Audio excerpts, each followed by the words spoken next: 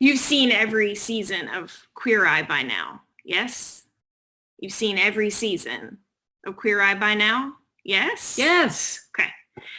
I mean, we're definitely well past the window of spoilers, yes? Can we agree upon that collectively? Great. So you've definitely seen season 2, episode 1, right? Yes. You know which episode that is, right? Because they're all cataloged in a deep place in your heart, right?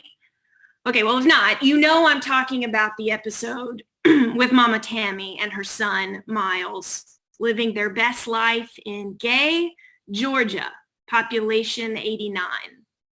You know I'm talking about Jonathan sashaying through our living rooms, flowing skirt and coordinated crop top, proclaiming, yes, queen, like it's an altar call for self-love.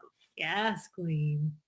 Who else is moved by these queer style guides? Proudly strolling into people's lives and homes and worlds and offering a healing, transformative counter vision for toxic masculinity, for heteronormativity, for white supremacy. Who else cried when Mama Tammy, a longtime faithful Christian, talked about what it looked like to ask her Black gay son for forgiveness after she realized that accepting him for who he was the most gospel thing she could possibly do with her life? Even this year, even after these last 4 years, I still think that there's a beautiful revolution bubbling up in America. And visual panoplies like Queer Eye help us see it a little better. See, the collective culture is not just tolerating or accepting queer folk into their predominantly straight space. The collective culture is actually discovering the healing and freedom and possibility that comes from being transformed by the stories, experiences, and perspectives of queer folk, sachets and non-binary outfits alike. The collective culture is getting queerer. Our visions for the future, our policies and boardrooms and drawing boards and wedding photos are getting queerer. And maybe our churches are too. You may think that the story we just read is about an Ethiopian eunuch getting baptized. Yes? About a man who thought he wasn't in God's story, discovering that he, in fact, was right in the middle of God's story. And we'll get to that. But I'm going to press us to look a little farther in today's story, too. I'm going to press us to pay special attention to the baptism that almost gets missed in this story, the baptism of Philip. The baptism of Philip. Because this isn't just a story about an outsider being invited inside. This is a story about the Spirit whisking an insider back outside, about an insider and outsider finding each other, about insides and outsides merging and submerging together in holy water, about outsides and insides becoming one side, about union and intimacy that turned everybody's insides upside down. And as we follow this double-sided baptism, we wrestle with the wall of normalization, the wall that tells us that things like sexuality and gender are supposed to look a certain way, that men who sashay are dangerous and women who kiss other women are destroying the fabric of the family. The wall that tells us that men who've been castrated don't get to read from the scroll of Isaiah. The bodies that are queer and Black don't get to celebrate the beauty of their bodies dancing in living waters. When we find the Ethiopian eunuch, enigmatic and unknown. There's lots we learn about him and lots we don't. We never learn his name. That happens a lot.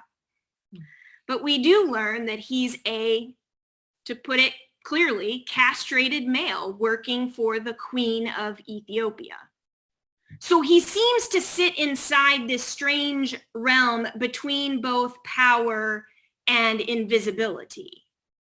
And when we find him in the book of Acts, he's traveling on this wilderness road and happens to be reading from the ancient prophets.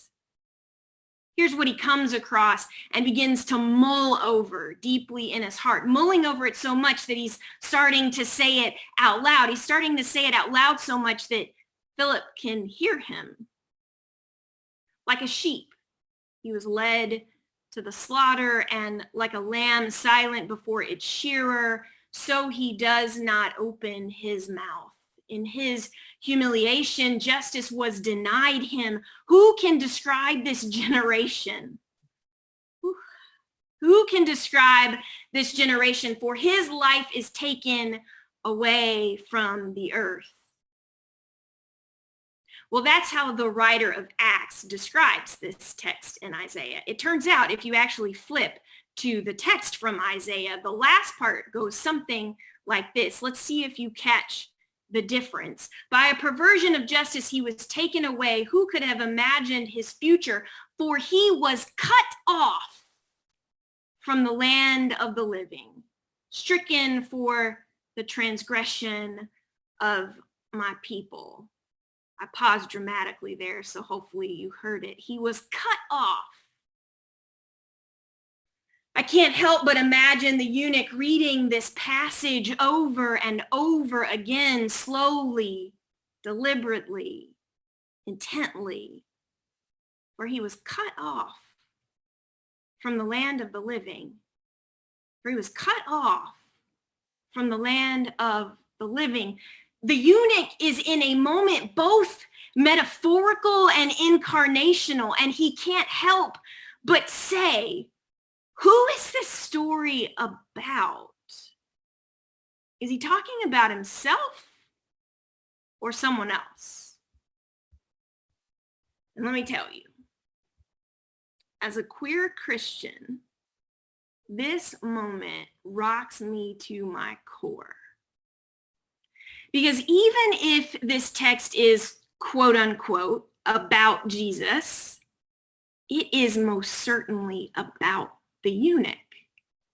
Someone who was literally cut off from the land of the living, stricken by a perversion of justice, a man who most likely didn't ask to be castrated, who didn't ask to be understood and interpreted under a certain sexual lens, finds himself in the capital S story, the big story about God and humanity and God's desire for us, a desire that shifts the plates of history toward justice.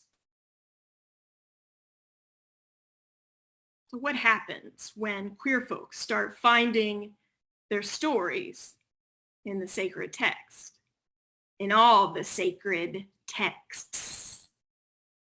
What happens when we start saying to our siblings at church, look, I'm in here. My story is in here. As the eunuch unrolls this ancient scroll, I doubt he ever imagined unrolling his own life and being and body along with it.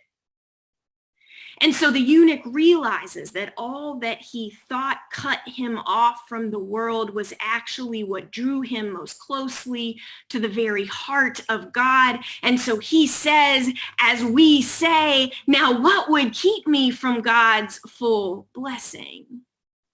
From baptism. And the answer then, and the answer now is nothing. It's always nothing. Okay, even though that's more than enough to sit with tonight, I want us to keep going. Can we keep going?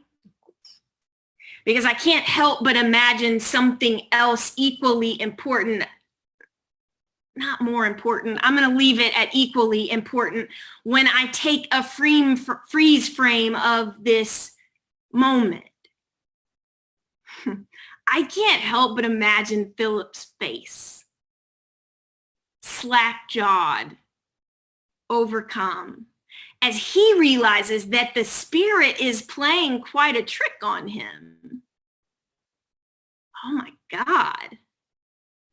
What does prevent him from being baptized? Y'all, I mean, it's almost laughable. Here, these early Jewish Christians are struggling to make sense of whether the Spirit will make room for uncircumcised males. And Philip finds himself chasing after the chariot of a castrated man reading from the prophet Isaiah.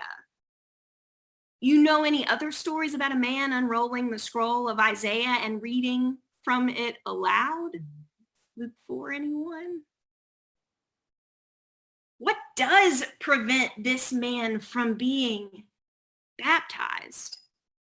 His Ethiopianness, his eunuchness, his blackness, his queerness. See, this story is as much about Philip's conversion as it is the eunuch's.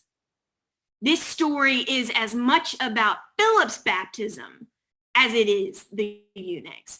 This is queer baptism completely overturning and reimagining and redefining and recreating a straight catechism, a straight set of statements about what this faith is for, about what it means to be Christian.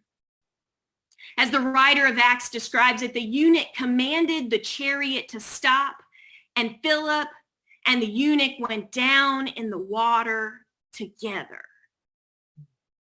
And I promise y'all, I'm not just going for shock value here, but honestly, this imagery is evocative.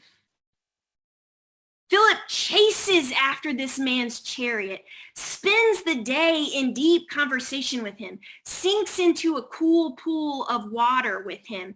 And I don't think I'm overreading to say that there would have been long hugs and held hands as Philip witnesses the eunuch joyfully accepting his full-bodied self.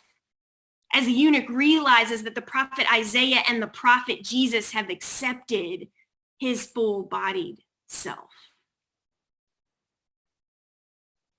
Can you see Philip at the edge of the water, watching, waiting, wondering? Wade in the water. Wade in the water, Philip. Go ahead. Wade in the water. Something's happening in the water. And when this happens, when Philip chooses to believe in the belovedness of the eunuch, his priorities, his vision, his time and energy and imagination shifts too. He's not looking to build unity with all people. Now stick with me here, y'all. He's not looking to build unity with all people. Instead, he is looking to build union with God's people. The people that God is demanding his disciples pay attention to and chase after and dip into holy water with.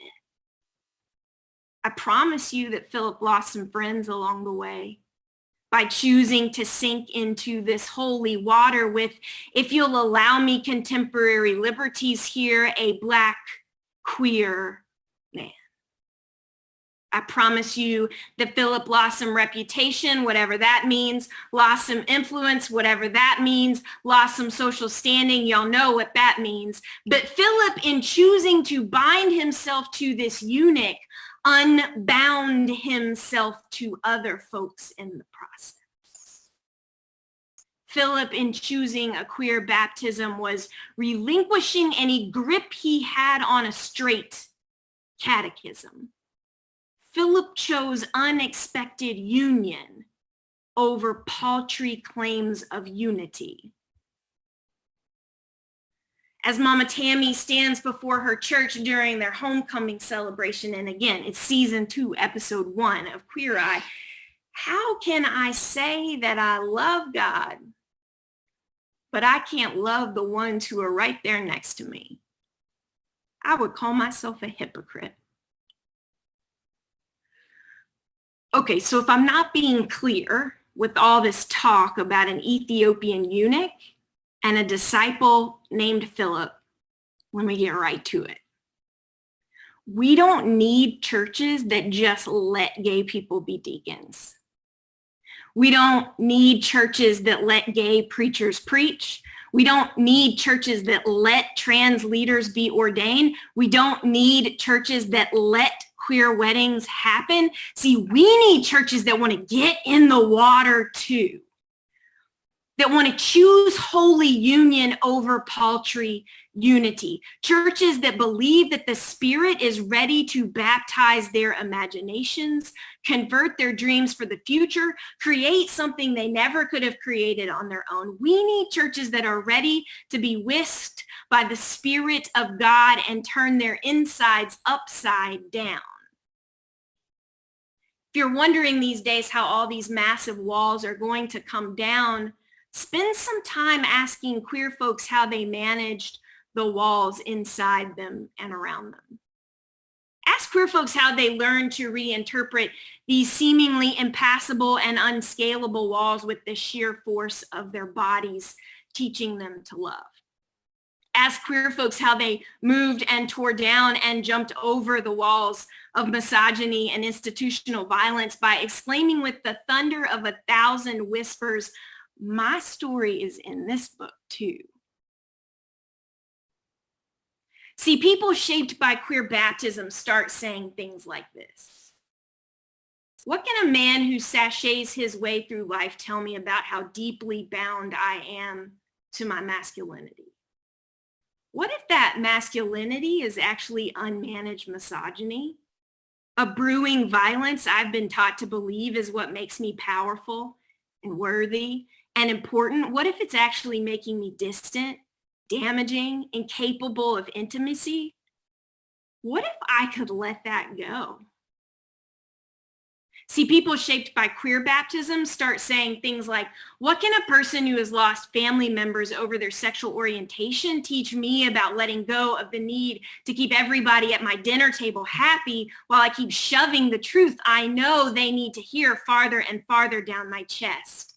What can I learn from a queer person who's been rejected by their social network about living courageously and authentically, even if it means losing some folks along the way? See, people shaped by queer baptism start saying things like, what kinds of relationships, what experiences of intimacy and connection might be just around the corner from me?